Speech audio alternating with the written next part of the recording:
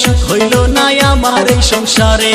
দিনে রাইতে আমার সাথে খালি ঝগড়া করে, কথায় কথায় বাপের দেয়া বস্তুর খোটা মারে। দাদা কেন করাইলা আমায় বিয়া, আমি চিন্তায় বাঁচি না। ও দাদা বিয়া না কইরা ভালোই ছিলাম, আমার টেনশন ছিল না।